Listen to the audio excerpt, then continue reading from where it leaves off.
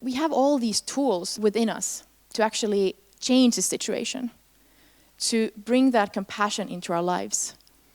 And one does not need to have a PhD or a master's in positive psychology to use these tools, because they're all hardwired into us. And that's our ability for compassion. That's the way how you look someone in the eyes when you're sitting in the subway, for example. It's the way how you shake someone's hand, that you're actually present for it. It's the way how you might say someone's name, for example. And allowing us to take ourselves in those moments where we meet each other from that very honest personal point is the beginning point where we as humans start to see each other. And I think that's such an important message, that we're doing a well-being week right now, wellness week, understanding what brings wellness. And it's human connection. And while we have all these screens and all these applications and things that are blocking us from that very, very, very basic human element, whenever I have the chance to speak, it always, most always is an invitation to come back to that human space, into that our ability to build those spaces where we can be the one for someone, where they can feel safe. There's research by Google, which is now, I think it's quite many years old, but some of you may have not heard of it. And they researched over 100 teams at Google to find out that what makes a really functional and good team. And they had all these hypotheses that, maybe it's diversity, maybe it's communication skills, maybe it's common goals or something. But there's this number one thing that came out from this research that actually allows it to happen. And does anyone know, or can you guess what it could be? Yeah, psychological safety. And for the longest of time, we've discussed these topics like compassion as something soft, but that's actually like really the hardcore stuff. Because it allows us to build spaces where we can be courageous enough to speak our mind, to say what we really feel, and to be honest. And that not only gives a space for innovation in companies, but imagine in families, because most of you are parents, and I'm a friend to many. So we're all holding spaces for someone in our lives. And my journey into this research started with going through a transformational time in my life. And how many of you have a feeling that you've discovered some kind of an idea that you're really passionate about, and you have an idea that what you would like to do in life, that you have a sense of purpose, may it be tiny or a bigger one? Wow, again, I think it's like kids and purpose, maybe. Like And how many of you, and you can feel free to raise your hand or not, but for how many of you did this purpose come through some kind of a challenge or an adversity in your life? Yeah.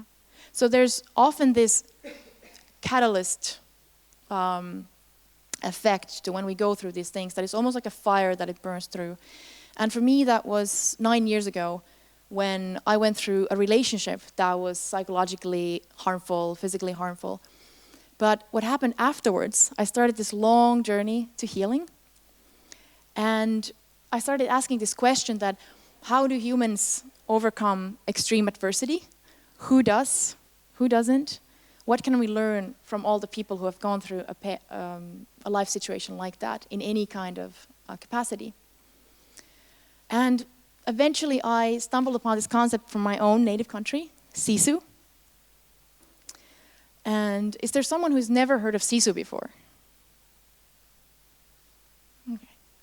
And so Sisu is, would someone like to describe what Sisu is?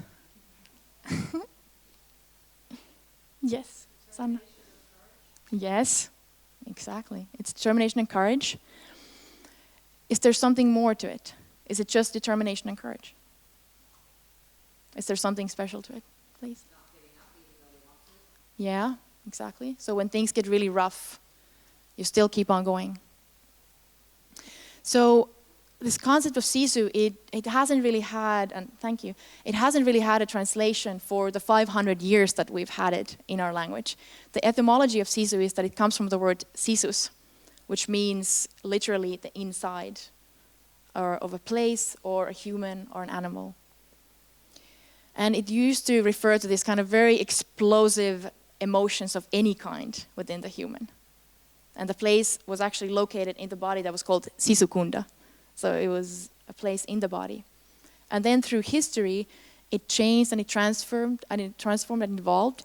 And it became to mean this kind of indomitable perseverance in the face of extreme adversity. In the Estonian language, it still means the inside, or sisus. And so I started this journey and I ended up doing research on sisu. First, just doing a regular survey. The interesting thing was that we got over 1,000 responses, which is quite a lot, you know. So as a researcher, when you get 1,000 people to respond, so that's a lot of data, you can like pop the champagne and start writing your research paper. Which actually, it came out this April, if you want to check it out. It's called Embodied Fortitude, Introduction to the Finished Construct of Sisu. It's open access, like all research should be, in my opinion. And you can find it with the little tiny bit.ly #SisuPaper. So that's a quick link to it. bit.ly #SisuPaper. And in that paper, I go through some of the material from the survey, just describing sisu as something that is not mere persistence through a long-term goal, but it's something that happens in the human, in that tiny moment when we feel that we've reached the end of our mental or physical capacities, and we feel that we can't continue any longer. And then there's something what late philosopher William James, who's the father of modern psychology, he called this energy second wind. So there's almost like a second wind to that. Does this ring a bell with anyone? Have you had a moment of feeling like you've depleted what you have, and then surprisingly, you actually still find almost like a spare tank of energy in you?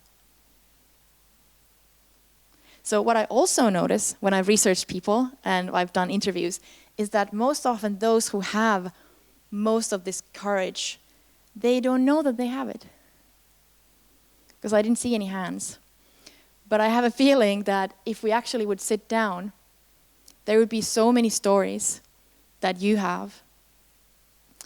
And I often invite people to take some time just to remember those moments. Because what I think is that the challenge is not that we don't have courage or that we don't have this life force and energy. The challenge more often is that we forget that we have it.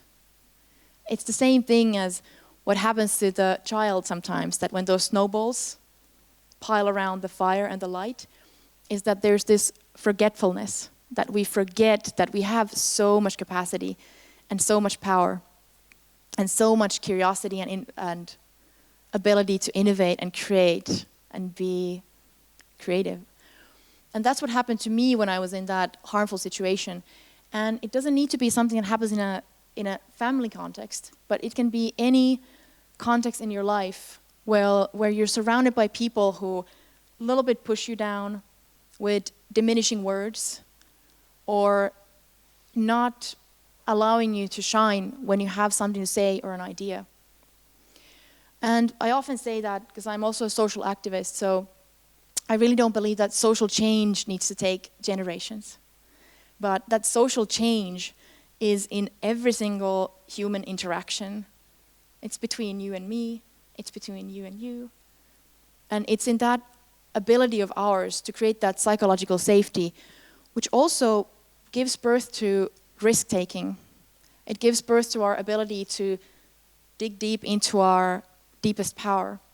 But how we humans seem to be hardwired is that when we need, this is evolutionary psychology, our brain hasn't really changed that much in the last 7 million years. It's doubled in size, but it hasn't changed in how it functions. Its number one thing is still to keep us alive, and then also, well, everyone seems to be doing this, but have babies. So reproduce and stay alive.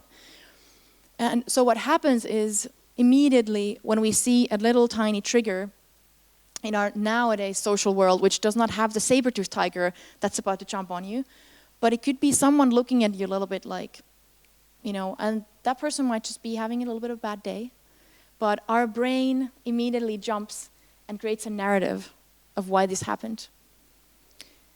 And usually it's a narrative that is somehow a little bit, it challenges us and it looks at us as there's something wrong with us before we even check what is going on. And the beauty of it is that the brain is doing an amazing job. I mean, we're still here. Even though we're young compared to the age of the galaxy and the universe and our planet, but we're still here and doing quite remarkable things. But to be able to create these safe spaces for which, again, we all have the capacity and the tools to start turning the buttons a little bit warmer around these little ice castles that we made. And we can see that. And I actually invite you, because it's the wellness week. And just like in Johanna's book, it's about change, it's about taking action, and it's about the particle that's compassion, is to take that action in my own life. And if you're willing, do a little experiment.